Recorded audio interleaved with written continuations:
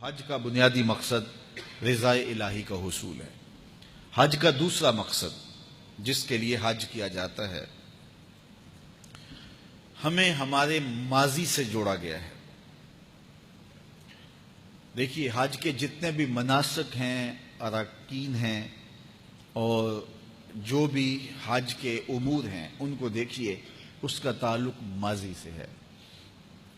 کعبۃ اللہ کی حاضری سے لے کر کے احرام سے شروع ہو کر کے آپ طواف زیارت تک جتنے بھی امور حج دیکھ لیں، یہ ہمارے اسلاف کی یادگاریں ہیں۔ تو یہ ماضی سے ہمیں جوڑا جا رہا ہے۔ اب کعبۃ اللہ کے طواف اور دیگر معاملات دیکھ لیجیے، حجر اسود کی تقبیل دیکھ لیجیے، اس کا استلام دیکھ لیجیے۔ ہر چکر میں چوم سکتے ہو تو چومو، نہیں چوم سکتے تو کم از کم استلام تو آپ کو ضرور کرنا ہوگا۔ اب اس کو چوما جاتا ہے عقیدت اور محبت کے ساتھ، جبکہ پتھروں سے دور ہٹایا گیا اور اس پتھر کو چوما جا رہا ہے۔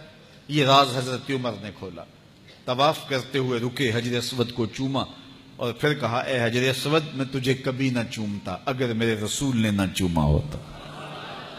کسی نے کہا، یہ سمندر پار سے آئے ہوئے لوگ بڑے دیوانے ہیں، ایک بار چوم لیا تو جان چھوڑ دیں، یہ بار بار چومے جا رہے ہیں۔ تو میں نے کہا، صاحب، یہ پتھر نہیں چوم رہے، یہ کسی کے ہونٹوں کا نشان ڈھونڈ رہے ہیں۔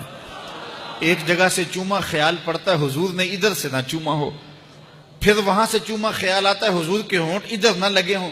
تو میں نے کہا، صاحب، یہ پتھر نہیں چوم رہے، یہ کسی کے لبوں کا لمس تلاش کر رہے ہیں، کسی کے ہونٹوں کے نشان ڈھونڈ رہے ہیں۔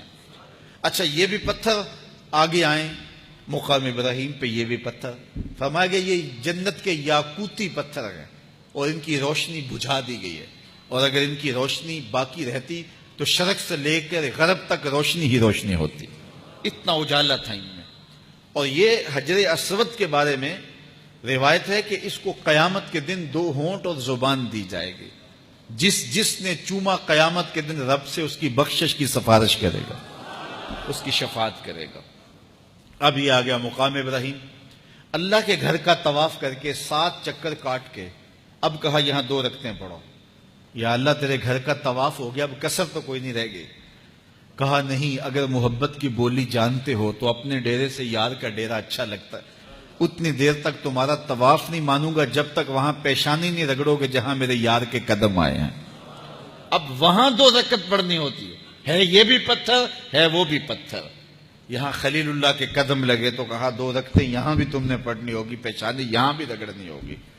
اب اس سے پیچھے آئیں گے تو چاہے زمزم ہے، مائے زمزم کو پینا شفا بھی ہے، دوا بھی ہے، غذا بھی ہے، بلکہ فرمایا مائے زمزم کو دیکھنا بھی عبادت ہے۔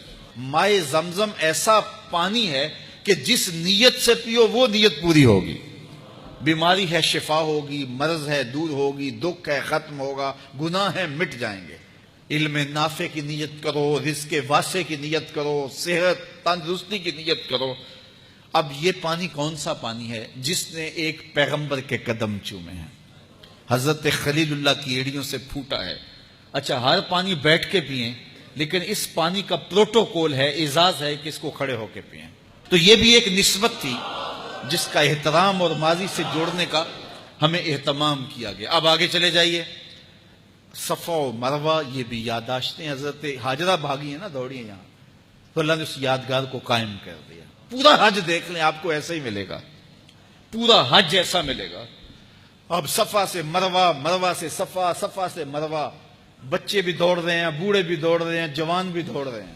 سیدہ ہاجرہ تو پانی کے لیے دوڑی تھی، حاجی کی بغل میں پانی کی بوتل ہوتی ہے، پھر بھی دوڑ رہا ہے، جگہ جگہ پانی کے کولر نصب ہیں، پھر بھی دوڑ رہا ہے۔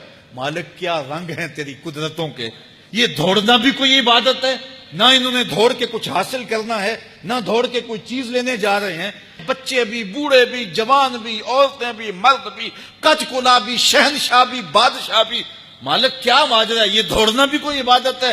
کہا، ہاجرہ، جن راہوں پہ تو دوڑی تھی، میں پروٹوکول اعزاز دیتا ہوں، قیامت تک ان راہوں پہ نبی بھی دوڑتے رہے، ولی بھی دوڑتے رہے، امام بھی دوڑتے رہے، اور ان راہوں پہ بادشاہ بھی دوڑیں گے، کج کلا بھی دوڑیں گے۔ ان گزرگاہوں کو جلوہ گاہ بنا دوں گا جہاں تیرے قدم لگے۔ اللہ اکبر، کیا رنگ ہیں! تو وہاں ایک دوڑ لگی ہوئی ہے۔ تو یہ اس ماضی سے ہمیں جوڑا جا رہا ہے۔ اب احرام دیکھ لیجئے، یہ لباس بھی یادگار ہے۔ وقوف عرفہ دیکھ لیجئے، یہ حضرت آدم اور حضرت حوا کی ملاقات کا مقام ہے۔ کہا یہاں تمہارے باپ کی توبہ قبول ہوئی تھی، تم بھی یہاں کھڑے ہو کے رب سے لمبی دعائیں مانگو، جو دعائیں مانگو وہ دعائیں مستجاب ہوتی ہیں۔ اب رمی جمار یہ بھی ادا ہے کہ کنکر مارنے، اب ان نشانات پہ جہاں شیطان ورغلانے کے لیے آیا تھا، قیامت تک کہا کہ اس خلیل کی ادا کو بھی ادا کرنا ہے، ہاجرہ کی ادا کو بھی ادا کرنا ہے، اسماعیل کی ادا کو بھی ادا کرنا ہے۔